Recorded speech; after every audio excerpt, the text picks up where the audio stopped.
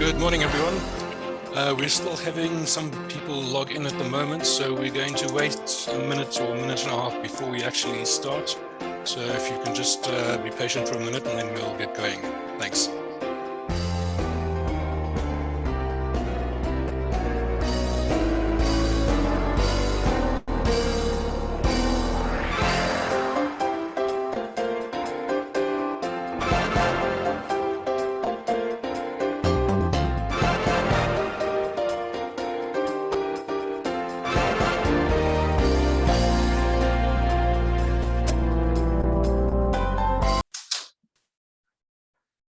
Good morning, everybody.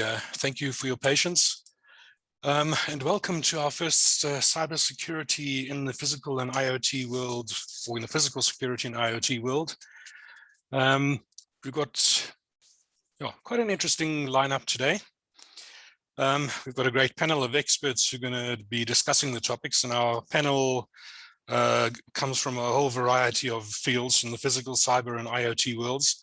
So they will just enable their video so you can see them all there. This is a round table for those of you who've never watched a round table with us before, meaning there's no slides or anything like that. It's just a discussion. The process is I will ask a question and then the various panelists who have knowledge in that field will answer it. And obviously, you as the audience can ask questions as well. If you just click on the Q&A button, after every question that I ask, we'll see if there's questions from the attendees, and we'll put those to the panelists as well. Dominique is with us. I'm sure everyone knows Dominique. She's been sending the emails and what have you to remind you of the event and all that. So thanks to Dominique for that. And she'll be monitoring all the chat sessions and everything, and we'll let you know, or we'll ask the questions at the appropriate time. For the panelists, if you do want to, or if you see a question come up and while you're busy speaking and you want to answer it directly, I mean, you're more than welcome to jump in and answer it. We've got a few polls along the way as well. We would appreciate it if you could respond to them. They're all anonymous, so we just hopefully get a few some idea of what's happening in the cybersecurity world that we're working in at the moment. And right at the end, we have a survey which will come up on your browser window, whether you logged on via your PC or your mobile, and that'll have all the panelists' names in it. And if you want a panelist to contact you, please select one or more of the panelists and enter your email address, and we will pass your email address along to the various panelists, and they can get hold of you. And if there's something you need to discuss, then you're most welcome to discuss it. So we're going to do our first poll now, just a basic one on cybersecurity. And while that's going on, I'm just going to talk about why we're doing this roundtable. And why we want to talk about cybersecurity in the physical security and IoT world. The reason is basically that physical security, your cameras, your access control and everything is an IoT device. They communicate with a server or a data center or even a mobile device these days. And in most cases, even if it's not intentional, these devices are connected to the internet, which means they're vulnerable. Now, when it comes to IoT devices, and so just to make it simpler for me, I'm just going to refer to physical security and IoT as IoT devices. So we're not going to, unless there's a specific reason, separate, surveillance cameras or something like that from other IoT devices. ABI research classifies IoT devices into three markets or three areas according to security, and those with low, moderate, and high security requirements. So, I mean, looking at our security markets, a PIR motion detector, for example, that might be classified as low security, but a camera would be classified as high security because it captures sensitive data, it can store and transmit sensitive data, and so on. And ABI also says that right about now, there are something like 8 billion IoT connections in the world which are connected to the internet. And that's expected by 2026 to reach 23 billion. So Those of you with connected homes and whatever, it's only going to get worse with more devices and more connections and more things talking to the internet, which obviously means we need to secure them all. And in terms of low security devices, even there's an old story which I'm going to repeat because I kind of like it. It's about the casino in Las Vegas who had had a thermometer in a fish tank, and they were monitoring it on their server to make sure the fish were nice and warm, or whatever you do for fish. And because they hadn't secured the thermometer, and I mean, who thinks you need to put a firewall behind your thermometer, but or in front of your thermometer, I should say. But hackers hacked into the thermometer, or they didn't hack into the thermometer, they hacked into the system through the network, through the thermometer, and were able to steal the list of or the database of VIP guests for the casino, which obviously wasn't a good thing. So anything that sends a signal can be hacked. And I mean, even though a thermometer doesn't have the processing power to actually, do anything or do any damage, it still sends a signal to the network, which allowed the hackers in that example to get onto the network. And from there, they got administration access, root access, and took whatever they wanted. And while, I mean, it's a fact that none of us can ever be totally cyber secure, there are ways and processes and things we need to do to mitigate the risks, and that need to be mitigated throughout our supply chain. So from the hardware manufacturers through to the software developers, the integrators and installers, the designers, the maintainers of hardware, software, networking, cloud services, and so on, they all need to do their bit to make sure that they and the people they're connected with are secure. So I think that's enough from me for an introduction. What I'm going to do is now we're going to go through the, let me just, sorry, I forgot to share the results so everyone can see it. We're going to go through the list of panelists we have. We have 6 panelists here, and each of them is just going to introduce themselves, say where they are from and what their companies does. And I'd also like to throw a sort of a non-scheduled question in there and just ask the panelists as we go through, if they can just tell us, what they think or what they have seen in their fields of operation are the most important aspects of cybersecurity in their particular fields. Sorry, I'm busy playing with a poll there, so I'm getting lost. If they can tell us what the biggest trend is they're seeing right now in their particular field, in the cybersecurity trend in their field. And as I said, we have people from different fields, so the answers should be quite interesting. I'm just going to go through the panelists as they appear on my screen. One thing I did forget. As you would have seen in the promotion emails and everything, Milestone is sponsoring this event. So thank you to Milestone for making this possible. And George, thank you. And seeing George is on the top left of my screen, we're going to start with him. George, if you can introduce yourself and answer the trend question, and then we can get into other questions. So thank you. Yeah, thank you, Andrew. Good morning, everybody, and welcome to the online chat. My name is George Psoulis. For those of you that don't know me, I represent Milestone Systems, which is a video management platform, or in the CCTV world. And to answer Andrew's question, we have seen a massive drive for a lot of edge devices that are coming into software platforms. And no longer are cameras seen as optical devices.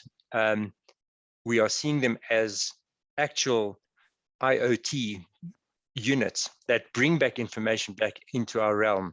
And as networks and companies grow, wide area networks, you're connecting cameras and devices in the field, there is a huge need for cybersecurity to make sure that these devices aren't hacked or infiltrated by cybercrime people. So essentially, we are deep in that, and I'm glad that we're having this discussion. Thank you. Thanks, George. Ian, if we can Go over to your side, please. Yeah, sure. Thank you, Andrew. Yeah, my name's Ian Shak. I'm the Principal Solution Architect and Information Officer at Saicom. Saicom we're an ISP and a VoIP operator. So I would say the biggest trends which we are seeing, which we have been seeing and promoting for a long time are in VoIP security and prevention of toll fraud, which has long been a scourge, and we've become very good at weeding that out. From a broader market perspective, I'd have to say POPIA and compliance is the biggest trend we're seeing coming through. It's probably the more boring side of security, answering all the questionnaires and making sure all the documentation's in place. But it should be viewed as a necessary tool to get us there and make us ultimately all more secure as providers and consumers.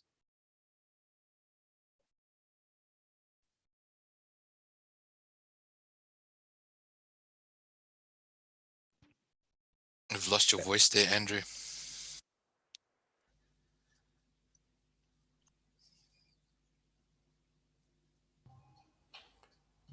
The new word of the 2020, you're muted. Yeah. So seeing that Andrew is not maybe offline, Charl, if you'd like to go next. Yes, thank you. My name is Charl Ueckermann, CEO of AVeS Cybersecurity International. And so, yeah, glad to participate and listen to the audience, and hopefully we can add some value in terms of the kind of questions that have been asked. So I think just to maybe quickly also just touch onto the core theme. I think work from anywhere is probably the biggest challenge, and people have dispersed all over the world and working from all sorts of locations without having the necessary security layers that they used to have in place, and hence people are ransomed left, right, and center purely because of that, because they don't have those layers of protection in place anymore. It's a key thing that we're seeing. Okay, thanks, Charl. Can you guys hear me this time? Yes, sir. Okay, well, okay. There's always something that has to go wrong. But thanks, Charl. Marcel, do you want to have a bash at it next? Yes, thank you. So my name is Marcel Bruyns. I work for Access Communications. Access Communications is really a manufacturer of surveillance products. I think traditionally everybody would know us as the camera manufacturer, but over the past few years, we've been exploring a little bit into audio and access control as well. And we're seeing some great success around the world in some of those fields. I think the biggest trend is pretty similar to what George said. Our devices are no longer just used as a camera. There's lots of applications that can be loaded onto it, a lot of information that's being sent back to servers. And I think hand in hand with using AI and making these devices a lot more intelligent, there's a trend to start putting this information into the cloud as well. And of course, that opens up a lot of issues in terms of cybersecurity and the ability for somebody to try and gain access to that product as well as the information that's being shared. So I think that's our biggest trend. Right, thanks, Marcel. Richard, if you can have an introduction quickly. Yeah, thank you, Andrew, and good morning, everyone. I'm Richard Frost, Head of Product for Network and Endpoint Security at Vox. We obviously specialize a lot more around the endpoint from networks and laptops, but we're obviously seeing a lot more IoT devices on the networks. We do have our own IoT divisions that do camera systems as well as protection for the elderly, so sort of panic buttons. Just from experience of what we've seen in the industry, we've responded to a couple of breaches in the past before as well. And we've done penetration testing on client networks to try and eliminate further breaches by telling them where they're having holes in their environments. And some of the things we've actually picked up is unsecured camera systems, which is quite strange. We actually managed to get into the camera system from the internet. We could actually see into the CEO's office. We could see what they were doing, writing on contracts, all kinds of things like that. And those are supposed to be secured environments. I think as well, some of the things that we've seen, and referring back to Ian's point on POPIA, the camera systems are no longer just tracking from a security aspect. You've got analytical data that's in there now as well. So I saw a presentation the other day where an airport was using cameras, facial recognition software to actually track people walking through the airport. Now that data has been stored somewhere, and again, you start having questions around POPIA. They use statistics now to actually see hot and cold aisles within stores, so they can actually see the products where there's a lot of people congregating, and they can see where there's not so much. And shops can actually use that data now to start moving products from shelf to shelf.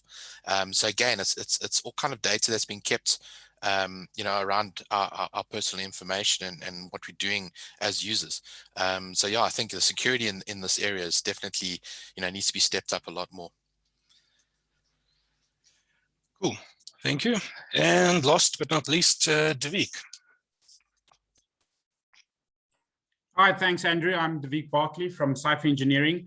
I head up our security department. We specialize in safety and physical security consulting projects, where we look at physical security, fire detection, and also some automation. Just speak to some trends that we see. We see a couple of trends, majority of them being that with the integration of multiple security systems, the inevitable issue comes up that you place different security processes and users and roles into a same network. And with those having different user roles and ways of identifying who's activating to them, you tend to create some vulnerabilities. So yeah, that's one of the major trends we've seen. And we've also seen how people are exploited to get past the physical barriers of access control to get to the more robust side of the cybersecurity side, where they've got direct access to patching into your switches and those kind of things, which is also a very big issue, as then most of your physical or your cybersecurity controls that's been put in place is already bypassed by just being in a physical location where the switches are. So that's from our side a trend we've been noticing, and yeah, we're looking forward to this discussion. Think it's high time that we have this topic elaborated on from various parties in the industry. Great, thank you very much. Okay, those are our 6 experts. We're going to get into the questions now. As I said, if the audience, the attendees have any questions, please feel free to use the Q&A button at the bottom and ask them, or the chat button. I'm not sure what's on the audience's screen, but yeah, let them if they're welcome to, let me try that again. You're welcome to send them through. Okay, the first question I want to ask relates to something I said in the beginning. Physical security systems are in the same boat as IoT devices, and we've been using them for years in different ways, but these days, the whole world is connected. So, and it's not only to a network, as I said, sometimes even without anyone realizing it, these things are connected to the internet via some other way, or shadow IT or something like that. So the first question is, there are many companies that pay lip service to the security of their endpoints. Now, endpoint can be a camera or an access control reader or a thermometer and a fish tank, but what are companies doing to ensure that within their particular field or their area in the supply chain, they bake security into their devices from the start so that it's safe and secure from the start? I think, George, you volunteered to comment this. So do you want to start off? Absolutely. Thanks, Andrew. So indeed, Milestone in itself, as an example, has opened itself not only to video cameras, but to huge amounts of devices out in the field. Tracking of temperature devices, et cetera, fire panels, cameras, and so on. And many of these devices are sitting out in the field, unsecured networks, or in a DMZ, whatever the case may be. And I think it's a very fine line between hardware and software, right? So creating these direct connections, usernames and passwords that are protected and changed, et cetera, user interfaces that are encrypted. And it's a big drive, not only from software, but also from a hardware vendor point of view. So in our point is, when we sit down with consulting engineers and the like and end users, it is our job to communicate this information alongside with whatever the vendors are.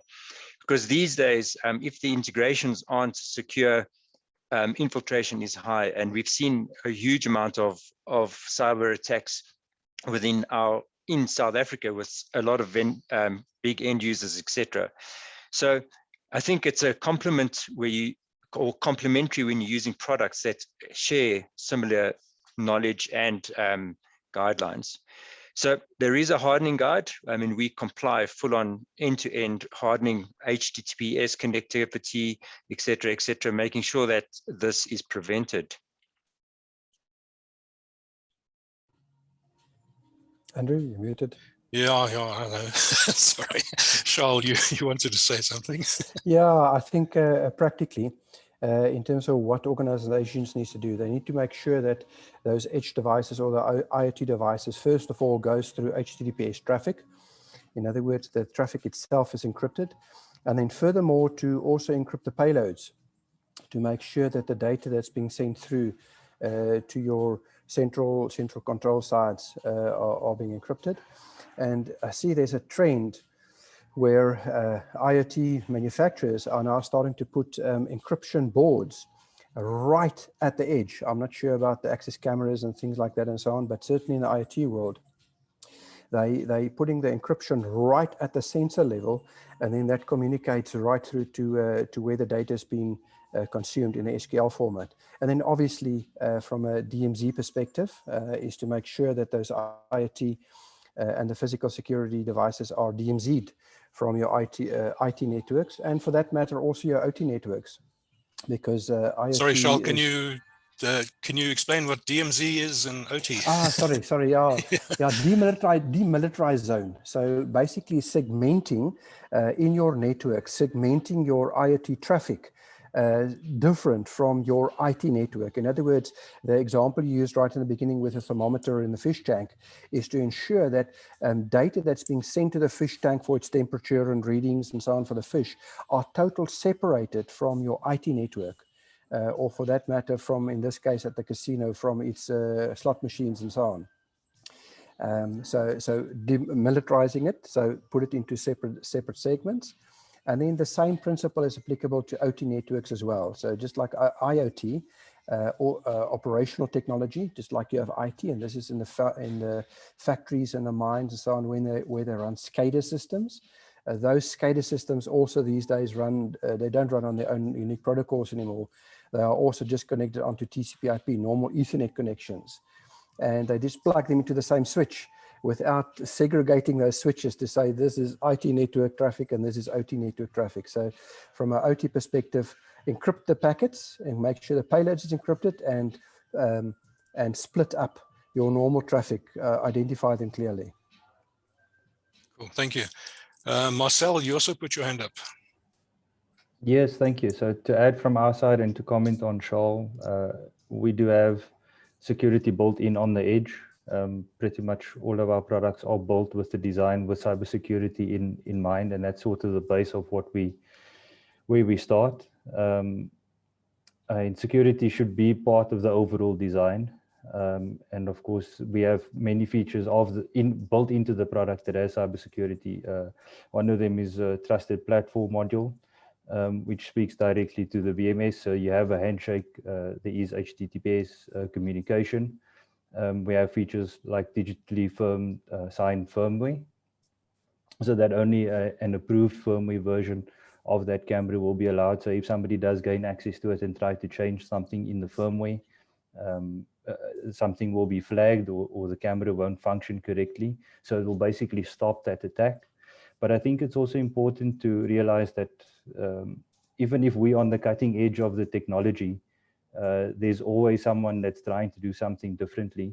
And I think the onus is also on the end customer or the system integrator to make sure that they're following up and keeping up to date with the latest firmware versions, and making sure that they keeping the product at its latest version to make sure that the cybersecurity stays up to date. I think that's the most important thing. Ian, you wanted to say something? Ian, yes, yeah, thank you, Andrew. Yeah, I think Marcel hit the nail on the head there. I just wanted to add in that I think the IoT vendors have got they've got a tremendous challenge in that the customers, the consumers, and indeed the malicious type hacker people are always going to have physical access to their devices, these devices, and as any sort of hacker will tell you, when they've got physical access to a device and they get to probe it and deconstruct its firmware and that sort of thing, it's a lot of the battle won, and that means that the IoT vendors have got to go a step further, as Marcel was saying, with securely signing firmware, perhaps even red teaming and pen testing their stuff. But yeah, as Marcel says, some of the onus is on the customer to make sure that if you are, especially in a corporate setting, and you're making big investments in a particular device or technology, that you're taking that extra bit of care to make sure that the vendor has done their bit as well. Cool. Thanks, Dévique. Yes, thanks, Andrew. I'd actually like to just extend that topics raised by Marcel and Ian, as both of those are actually very valid points. But an extra element on top of that, in terms of the physical access, is many times the physical security that is on the installation done in installation time. They use a panel box that uses all the same panel keys. So I can buy that panel key at the shop downstairs. I can get onto any site and I can physically open those boxes. It's little things like that that the installers on site and the system integrators also need to be vigilant of, and to understand that these hardening guides that are produced by the actual vendors creating them, these documentations point out your best practices, installing things on safe side, unsafe side, where you actually need to take certain extra measures to ensure that there's tamper detection. If somebody's trying to open that box, that tamper detection actually needs to raise a signal in your control room. Many times I find I open those boxes and those tamper detections were never even connected up. So there are these little physical security elements that has been catered for in the industry, but the end users and installers never actually, should I say, apply those in practice. And then this does come back to the best practices guides that are set up. So it's a cybersecurity best practices and the actual physical installation side best practices. Don't use the common wafer locks, use a more hardened lock that has got its unique key. So it's a little bit more of a physical access is a very key issue in the security industry at the moment as well. Cool, thank you. Richard, you had your hand up. I just wanted to, we were going into the second question here is a kind of follow on. Sorry, Richard, I'm not ignoring you. I'll come back to you in a second. Not at all. The second question was, what should the end users be aware of in terms of securing the endpoints? You even, as we just heard, even if the manufacturers and the software developers and whatever do cater for security, at the end of the day, it's, the installation and how you install it and set it up is going to actually define whether that security is worth anything or not. So maybe we can just flow over into that from the end user perspective, what you need to do as well. So sorry, Richard, please go ahead. Yeah, no worries. So I think, it follows on from the first question anyway, and it ties in quite nicely. And what I was actually going to say leads into point 2 anyway. If you look at the discussions that we've spoken about already around DMZs and stuff like that, it reiterates the point of IT and physical security working tightly together. We've noticed there's a move now, obviously, from analog to more IP-based systems. So you've got your cameras now that are using the same kind of IP-based systems. And again, if you're not segmenting your IT infrastructure and your security infrastructure, you're going to start having problems. We had a case where somebody actually went into a factory. They went up to an IP-based camera, unplugged the Ethernet cable, plugged it into a laptop, and hacked the whole system. So, we typically from an endpoint security perspective would create a guest access, which is secured, so that if somebody does need to get onto the internet while they're at the office as a guest, they can get on, but they can't get onto the company's systems. And what we're finding from a security perspective is you've got these man on the streets type of vendors that are able to install the IP cameras and stuff, but they don't understand the security aspects of it, and they actually create vulnerabilities within an organization's environment. If you look at your fish tank thermometer or thermostat story there again, that device is creating access into the network through a common port like HTTPS.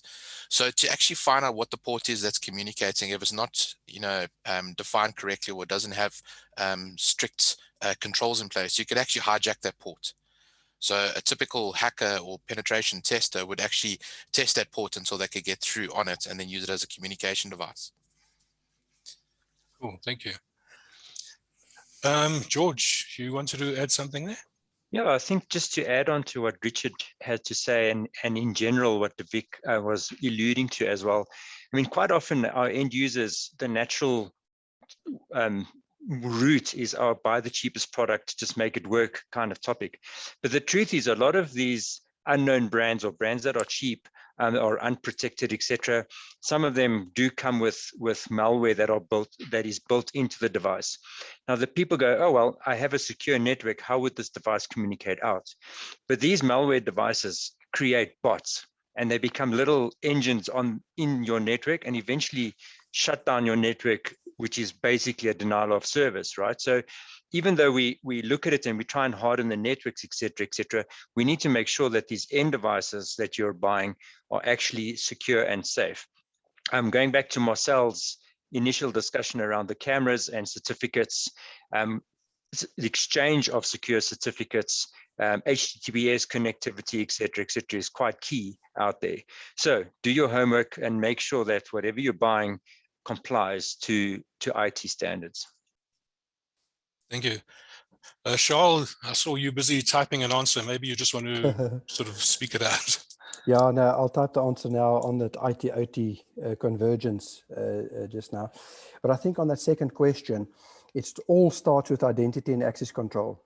So again, in terms of who has got access to what, and then, so first of all is to identify, are they the right people? Are they the right subjects that can have access to certain data? Because data is the gold. I mean, that's the core thing, whether it's zeros and ones in CCTV footage or zeros and ones in financial data. It's all about zeros and ones and how that data is being protected. So who has access to the data? First of all, access control.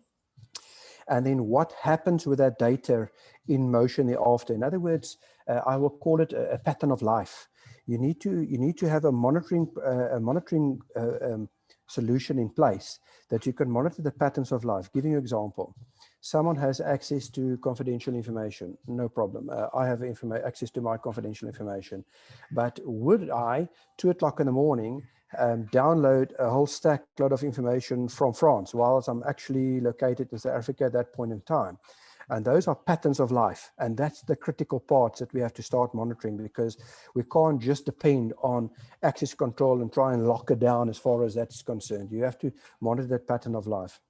So from an endpoint perspective, identity and access control, step one.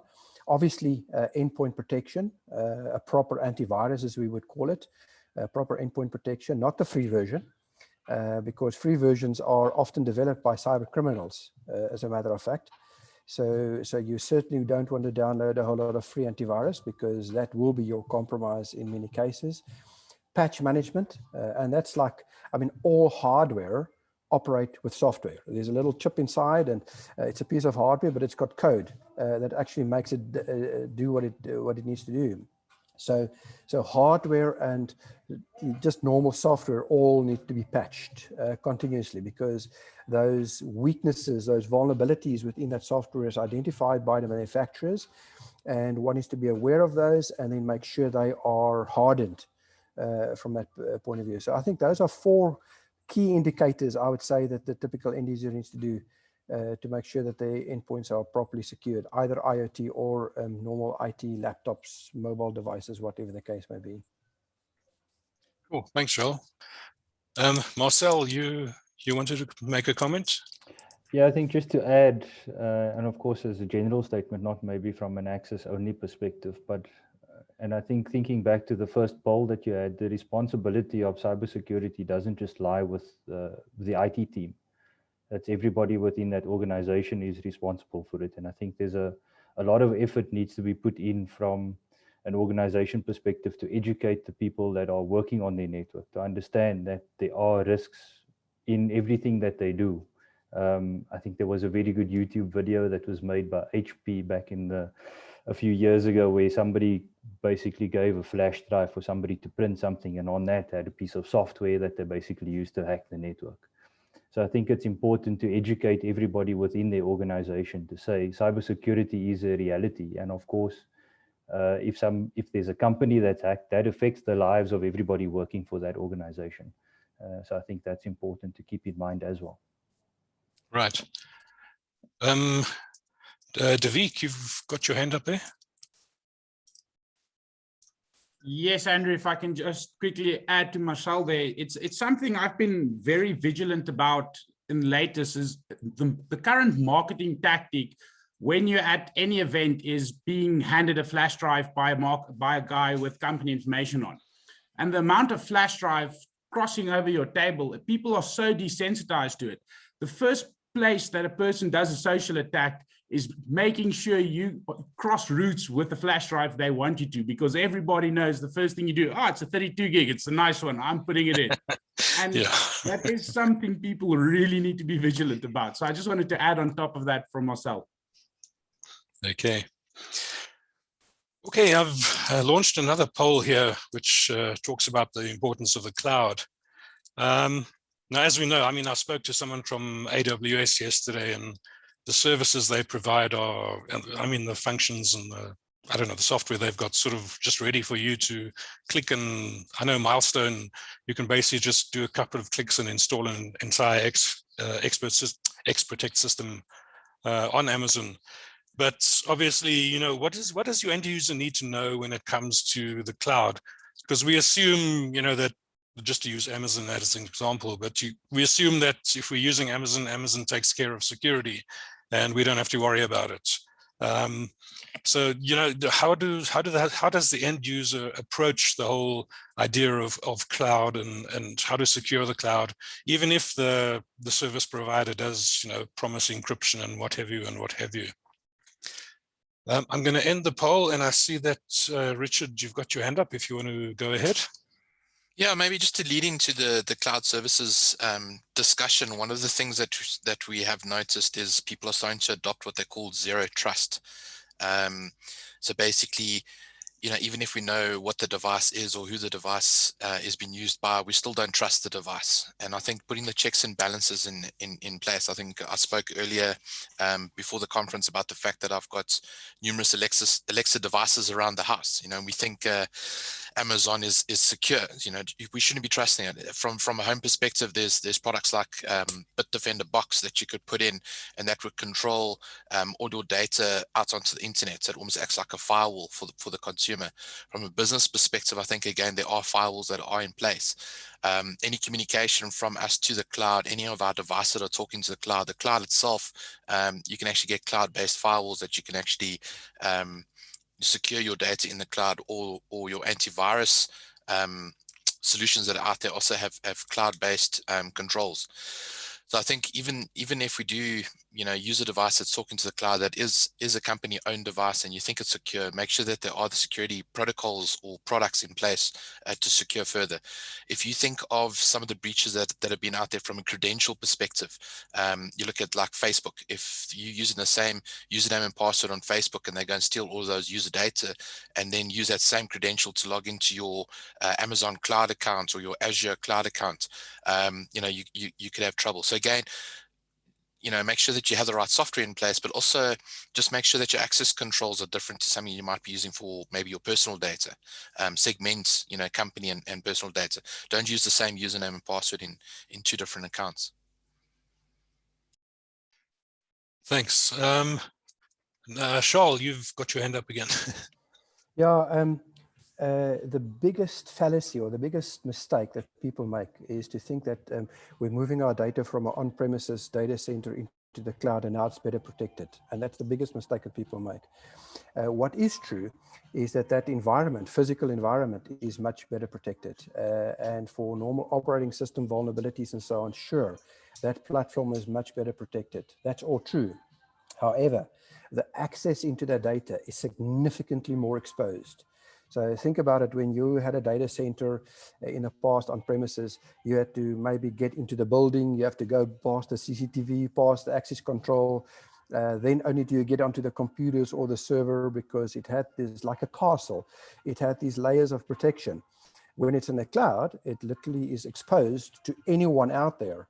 The core infrastructure is safe, but not the access to the data.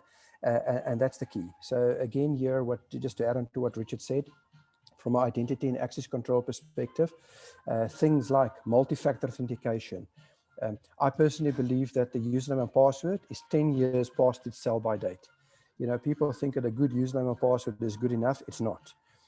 Use things like multi-factor authentication, use things like location awareness. Where are you accessing that data from? If I work normally on my computer from Cape Town and suddenly I'm trying to access this data from China, certainly it doesn't make sense. So, and the cloud providers actually provision all these tools for you to actually protect your data more properly, but people they aren't activating those features in their cloud platforms, either on Azure or AWS. So it's like they've got the Porsche and they're doing 50 kilometers per hour with it, you know. So it is tailoring and activating the security features that you have within the cloud environment. But otherwise, they don't take any responsibility for your data. That only absolutely resides on yourself as a user. Great, thank you. Ian. Yeah, thank you, Andrew. I think we have to differentiate here between the public and private cloud. And that's especially true when we're thinking of the cloud in an IoT context. When you're building a Milestone system, for example, and you're doing it in a private cloud, a lot of the security controls are within your control. Then we are talking about segmentation and encryption and firewalling and physical access and all those good things. On the public cloud, it is a little bit beyond the reach of the consumer or the corporate installing it, and you are reliant on AWS, Azure, or Google Cloud to a certain extent. But as Charl says, there are lots of tools and things built in there, so you still have to be prudent within their controls. The scary part for me is where it's neither a hyperscale public cloud nor a private cloud, but it's a smart IoT device which you don't actually know where it's talking to, and you probably don't know whether it's encrypted, whether it's using good firmware, good protocols, and it's possible for that device to be compromised. And for those public cloud services, the one which springs to mind recently was Ubiquity with the Unify cloud was compromised there, and credentials for hundreds of thousands of Wi-Fi APs and controllers were exposed, and yeah, probably being used in credential stuffing attacks. So yeah, the cloud is of course a scary beast which we all have to deal with. But I'd rather it be in a cloud I control and one which I know nothing about. Thank you. George, do you want to add something to that? Yeah, I'd just like to maybe end off that question is that, I mean, to assume that the cloud service is 100% secure is like to say that a doctor never gets sick, right? I mean, there is that connectivity between your site and the cloud, and all your devices that is either on site or roaming around wherever they are. And it's really essential to make sure that those devices are secure and encrypted as well. And quite often, I mean, the Alexa analogy is real. I mean, we all carry Garmin watches on our arms or devices that are walking around that connecting to the wireless network. Have we made sure that those devices are not communicating to a random server collecting data that we are not sure about? And especially in video, people think, oh, there's big talk around video.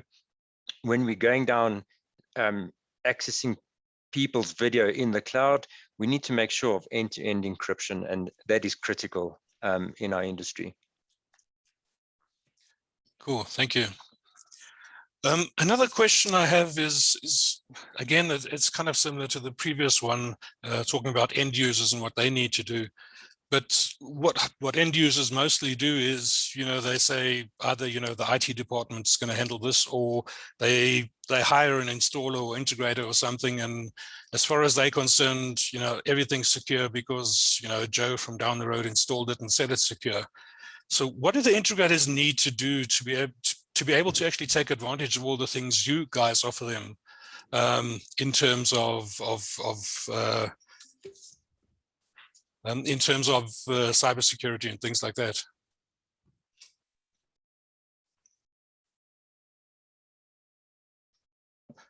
Richard, I see you've got your hand up there.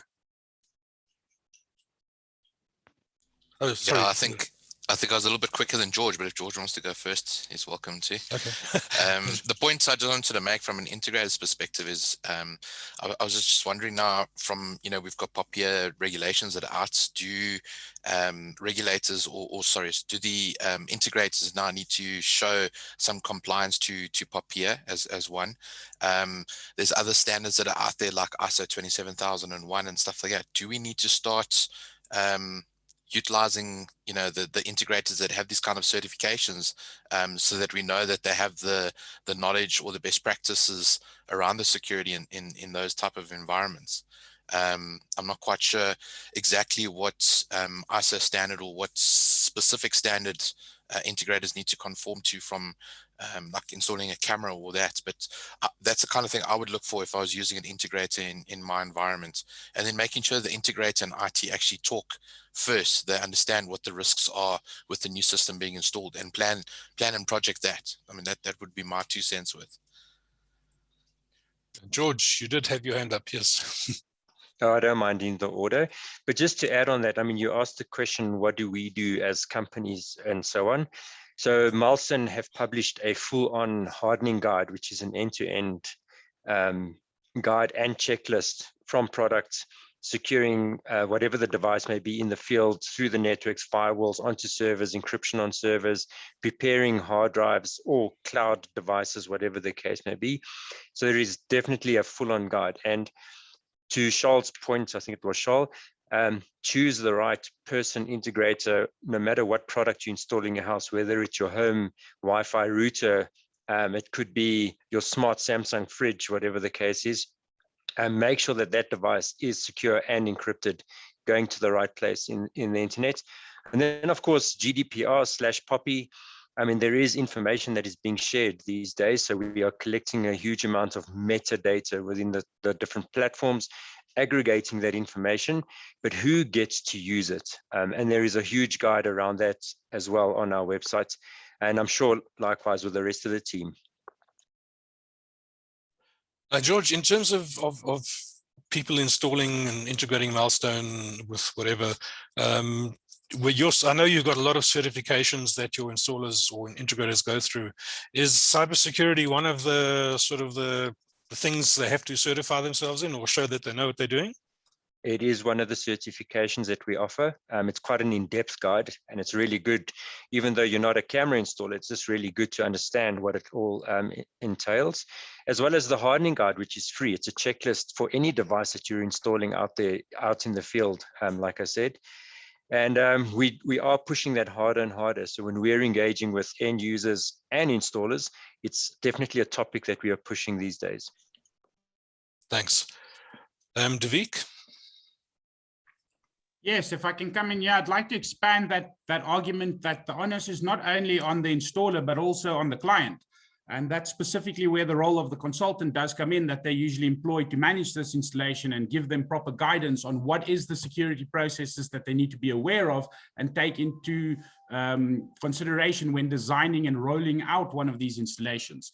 So from that perspective, I think something that is important here to mention is that you need to get a consultant that understands the technology that gets put in, firstly, understands what type of guides there are from the manufacturer's side, understand the requirements of the actual IT environment it's being installed in, and managing that installation process and guiding the client, making the right decisions and getting the right installer, because he'll, at the end of the day, would be the one saying, yes, this person does have the technical ability to install, and he'll be the one looking at all the different certifications. Is the person, does he have the right project management qualifications? Because that's an issue that a lot of times drops a security installation, nothing to do with the security items, but just the project itself not being managed properly.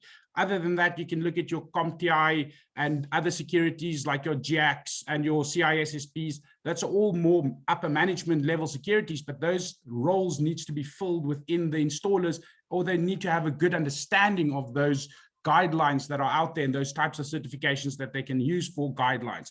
And then, as mentioned earlier, there's a lot of frameworks as well in place. I mean, you get your 27,000 from ISO, then you also get a whole bunch of cybersecurity frameworks in terms of your Nest 800, all those type of frameworks they can look at as well in deploying these types of systems and what things they need to consider when deploying it. So yeah, that would be my act. There's a lot of guidelines. There's a lot of actual consideration that needs to be taken from the consultant side, and he needs to drive that and ensure that the client gets what he's supposed to get. And he also needs to verify the installer does have the technical capabilities and also does the installation according to what the plan was. Cool, thank you. Marcel. Yeah, from an access perspective, and I think to add to what Richard, Dévique, and George have already said, definitely for the integrator to understand what where the risks are and what to do it. I mean, in terms of access, we also have a hardening guide. We have a cybersecurity landing page with a lot of information on it. And we spend a lot of time sharing information as to what the role is for the integrator or the end customer. And then we typically have a few tools to support that case as well. So as an example, in the one section, we talk about taking inventory of the devices, what's on the system, what's the software, what's the firmware versions, making sure that we have the right procedures and security policies in place when doing that installation. But then from our side, we offer the Access Device Manager, which basically allows you to pull all those devices into a piece of software and see, are they on the latest version of firmware? And has it been updated? And is there anything that can be updated too? And of course, that then becomes the management of the site after it's been deployed. And typically we find something that's been installed after the first year, it's well maintained, but when we get to the third or fourth or fifth year, that's where they sort of start to lose track. And that's where a lot of these vulnerabilities start showing, because of course, I think Ian mentioned earlier is that attackers keep on developing new bits of software to try and gain access to these devices. And of course, this is an ongoing thing. So even when your technology starts to get old, that baseline of being able to be breached is still there. And I think that's definitely something to be kept in the back of your mind. Great.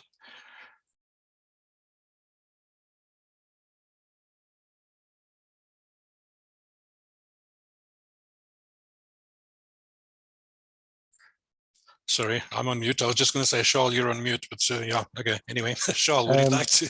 Yeah, I think just to add on there, my experience with installers over years is that if I can just understand the basics very well and at least do that installation very neatly and properly, I'm already happy, I must be honest. To try and make them cyber specialists at the same time is, I think, a bit of a tall call. And this is where it all starts with architecture. You've got different specialists in different fields, just like you have in the medical field. Someone that does the brain surgery doesn't do the heart surgery, so you've got different specialists. Now, cybersecurity is a very, very specialist field as well. So I think it must all start with an architectural level, and your systems integrator, your installer, needs to understand what their role is within that architecture. But you would obviously not ask them to sort of be able to draw up that architecture to make sure that their camera or the access control is properly secure and everything and so on.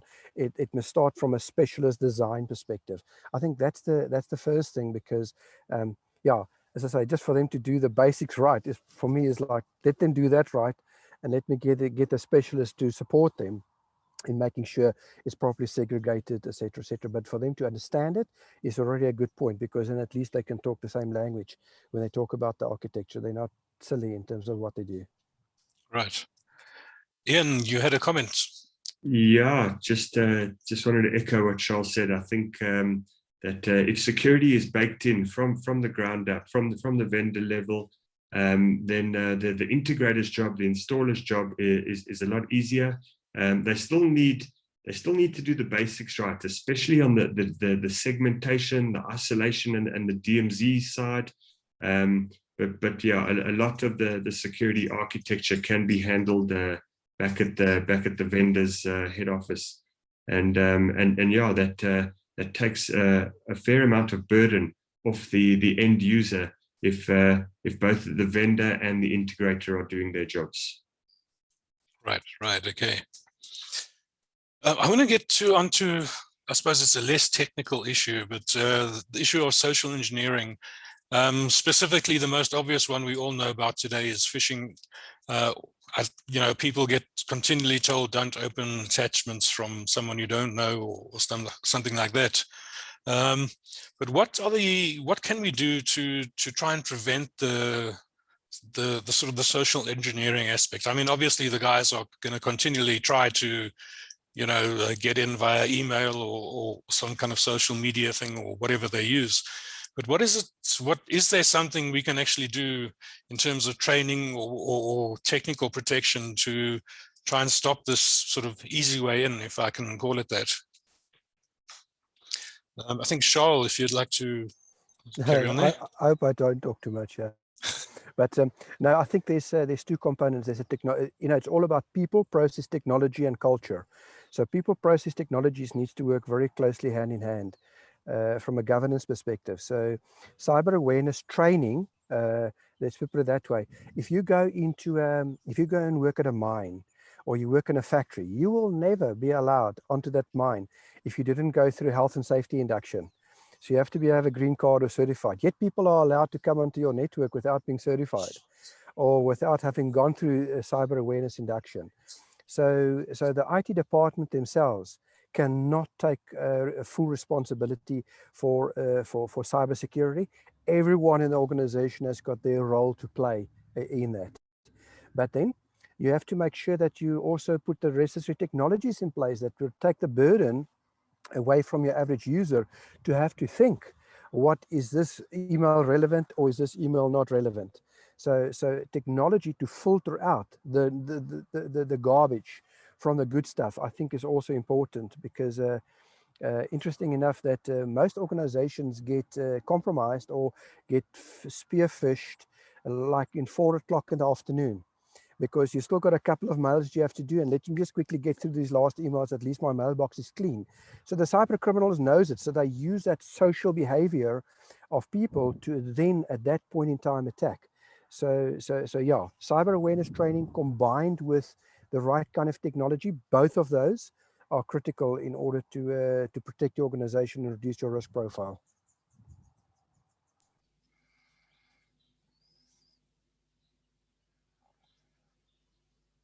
Richard, sorry about that.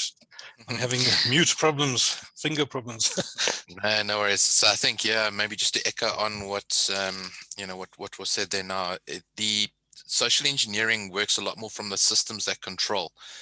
You want to send out malware so you can take control of the control systems.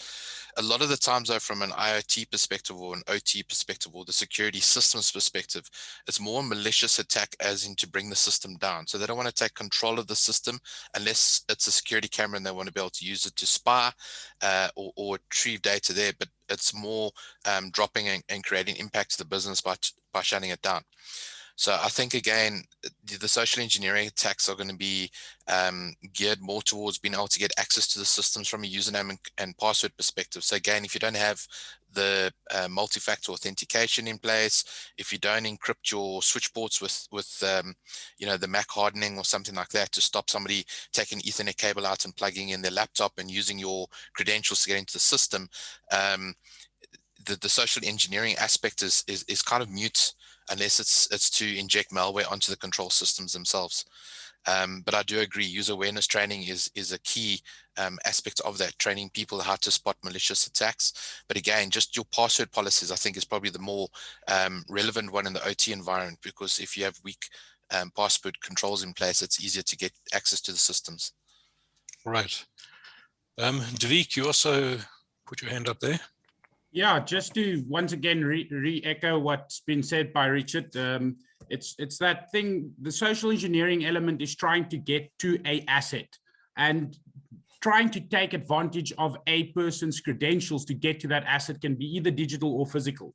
Many times that is just elaborated by either trying to phish somebody or in person on a site, trying to just have the right authority and attitude. So the way you approach a security guard to get past the access control barrier could be enough for you to actually get past that access control barrier. So the same with being vigilant about what your approach is to people entering your facilities. If I make this a more physical access control example, your security staff and your guards at that access point needs to have a almost like the zero trust policy that was mentioned earlier. You need to verify first who you are, then I will trust who you say you are. And that approach needs to be taken into account. So it's having the knowledge is the knowledge of what type of attacks can be expected in social engineering, and understanding that they change with every year, and understanding that that can happen either through digital methods or in actual methods, and just having the actual training and updating your staff to say, this is what you need to be aware of. Always ask the question, verify who you are before I trust you, who you are. And then that would be a better approach. So it's just the approach, because anybody can be hacked. It's just being vigilant thereof. Cool, thank you. With POPI coming up, well, I was going to say this year, but it's actually next month, in a few days, where it's going to actually be enacted and valid and all that kind of thing. The information regulator website is already overloaded with people registering as information officers and what have you. But will the sort of the compliance and the privacy issues POPIA sort of raises, is that going to make a difference in terms of the cybersecurity? Because obviously you have to take care of private information. So are we going to see a lot more sort of interest in cybersecurity because of POPIA and vice versa? Ian, I see you've got your hand up there. Yeah, Andrew, I feel obligated to comment here because of my comments at the beginning. Yes, definitely. I think the answer to your question is yes. POPI and general GRC, governance, risk and compliance, does push us all along as vendors, as integrators, network operators, and ultimately end users. As I said at the beginning, it is sort of the boring part of security. Lots of documentation and stuff, but definitely it will push us along. By no means is it a silver bullet though. I think that's important. I think the user education about the social engineering is just as important. And asset classification and vulnerability management, red teaming, pen testing, all these things should not fall by the wayside just because you're now POPI compliant or something. It should be in addition to. Okay, Richard, you had a comment as well. Yeah, maybe just to follow on from what Ian said, with POPIA, I think a lot of the stuff in POPIA is actually based on other standards out there as well. I think if you look at standards like PCI, which a lot of companies are adopting already, there is already aspects of POPIA in that. So I definitely agree. Cybersecurity is going to play a key part in POPIA because there's the organizational structure of, what the process flows of data, but then there's the cybersecurity aspect of where does my data reside, or the IT component. If you, for argument's sake, were using some kind of security system and your data was residing in the cloud in the States, give an example, one of the vendors that I'm aware of, it's a cloud-based security solution, and all the data is currently residing in the States. They're looking to put it into a data center in Germany just to comply with GDPR. So, these are the kinds of things you're going to have to safeguard that data, number one. Part of the POPIA regulation also says that if your data is hosted in the cloud, the controls there have to be as strong, if not better, than the current controls you have in place in your organization.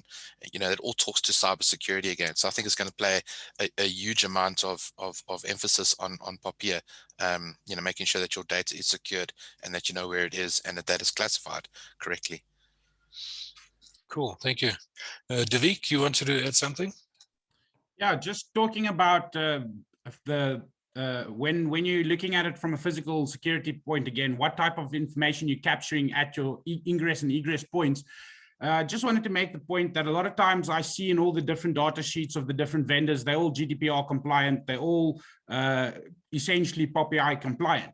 The big issue I find is that all the settings making them GDPR compliant has this little nice off switch that you can tick when you're setting it up.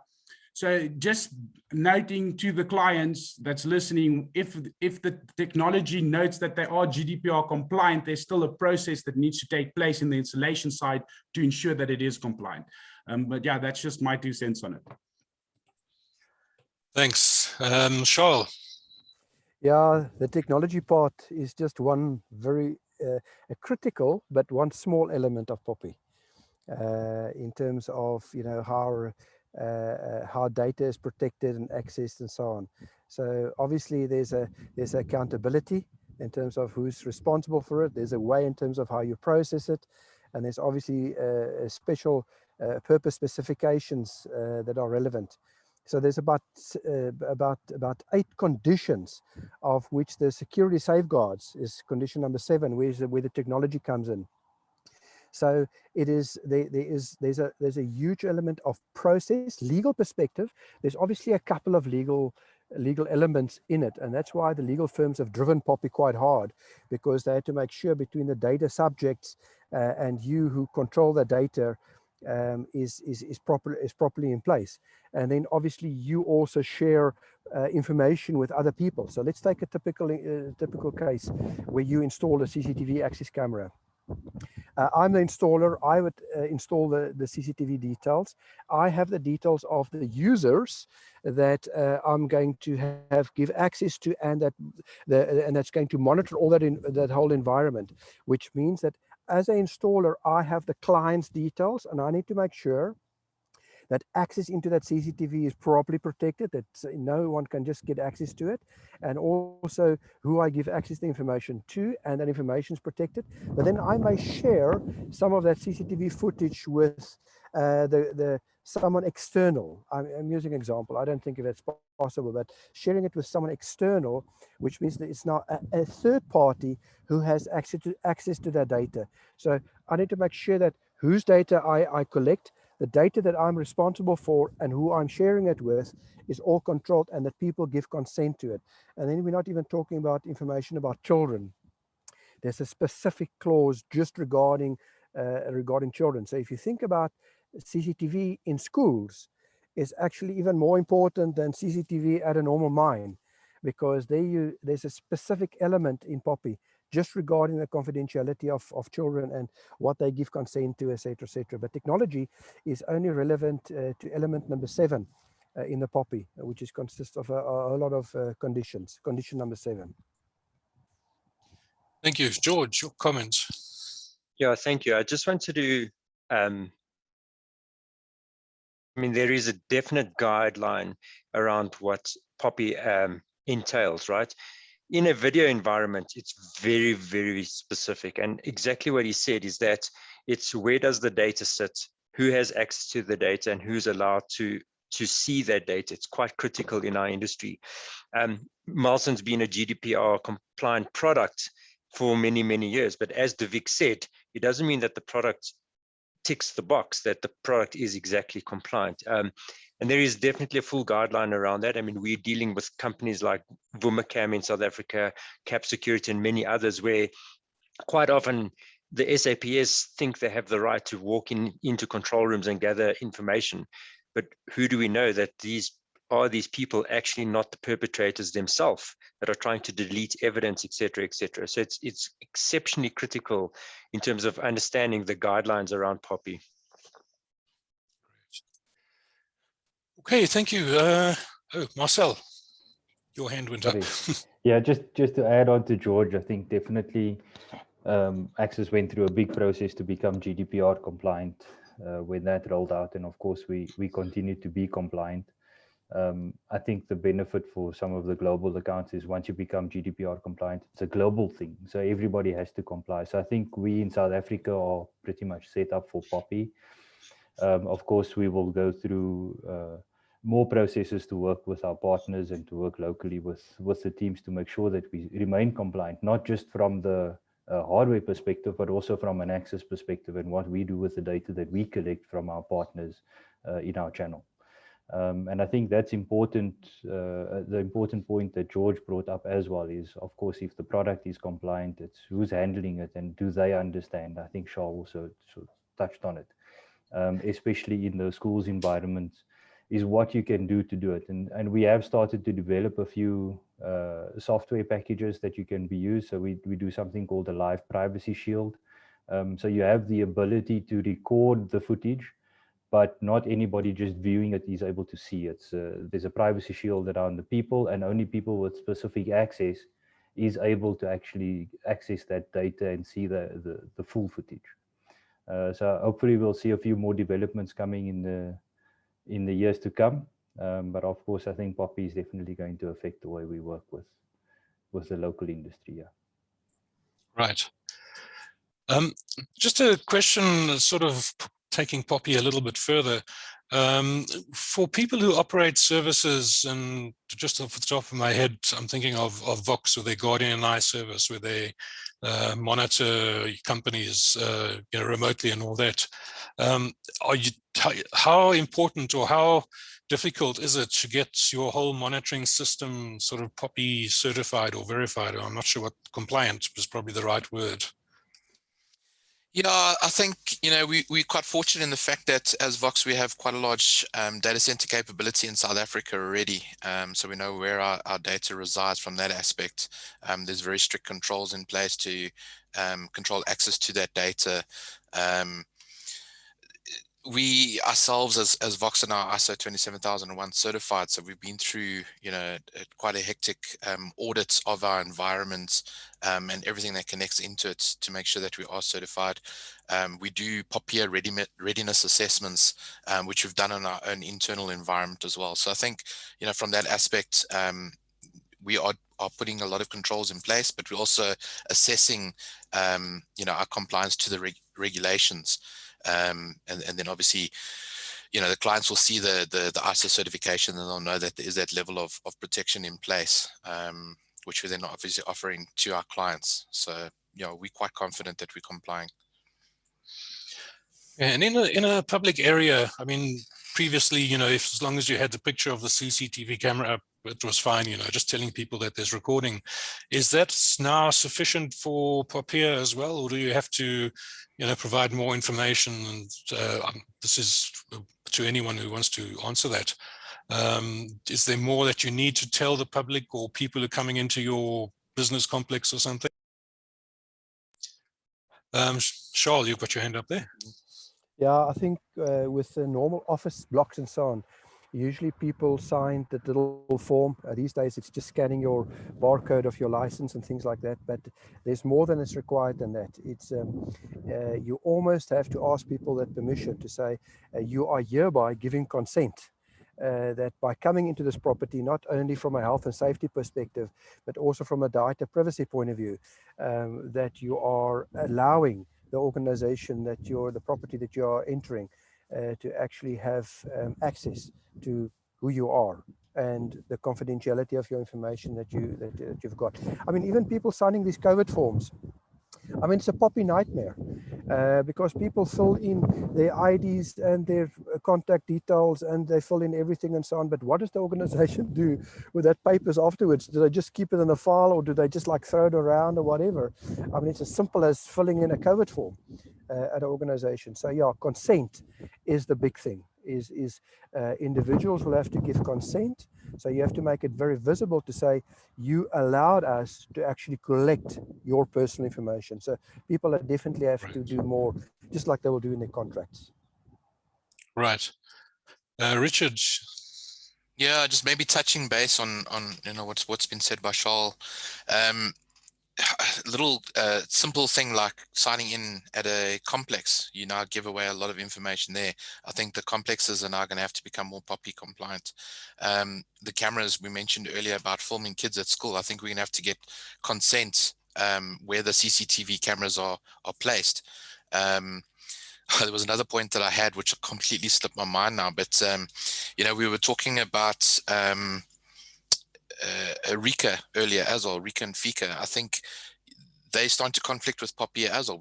We're giving away information to become FICA and RICA compliant, but at the same time, it's kind of going against the laws of POPIA. So I think even some of those standards are going to have to be re-looked to see if they actually conform with POPIA, or otherwise we're going to have exclusions in the POPIA law to say that FICA and RICA supersedes it. And you must remember as well that FICA is actually pushed on us internationally from a banking perspective. If you don't comply with FICA laws, some of the international companies won't allow you to transact. So I think the guys are going to have to seriously sit there and look at some of these regulations and see where they conflict with each other. And then from a security perspective, I think it's going to be the same. At what point do you take a person's rights away because of POPIA? The right to protect yourself by filming. There's already things going on about criminals where they aren't allowed to show their faces on Facebook after an arrest has been made. And if you've got CCTV footage that shows a criminal's face, you could hinder a criminal case. So yeah, there's a lot of regulations and a lot of things that you've got to be mindful of from those aspects. And I think POPIA is just going to create another headache for a lot of people. It's a necessary one, but at the same time, it's going to be a headache. Right. Okay. Okay, thank you. The idea was initially to end at 11, but we're slightly over time. But thank you to the panel. Thank you, guys. Some really great answers that you guys put through there. And thank you for the attendees. Thank you for attending. We appreciate your time. I hope it was of value. And there was a question that came up recently asking for some advice, and George, you answered it and said, get in touch with us. If you're on Zoom, remember you can go to as soon as the event stops, you'll be directed to a web page and you'll see all the guys' names there, and you can click next to whichever one or two or three or however many guys you want to contact you and enter your email address, and we will pass that email on to those guys and they can contact you directly to answer any particular questions you have. For those of you who are on YouTube, I know some guys went over to YouTube. Thank you for joining us there as well. Unfortunately, you won't be directed to the website, but if you do have any queries, my email address is andrew@technews.co.za, and you're welcome to send it to me and I'll forward it to whoever the relevant person or persons are. So I think that's about it. Thank you very much, everyone. Again, thanks to the panel and thanks to Milestone for sponsoring this and making this possible. Really appreciate it. And sure, hope everyone has a good day and we'll see you next time. Take care. Bye. Thanks, everybody. Thank you. Take care. Thank you. Take care. Thanks, Bye-bye. Everybody. Thanks, Take guys. care. Nice Cheers. chat.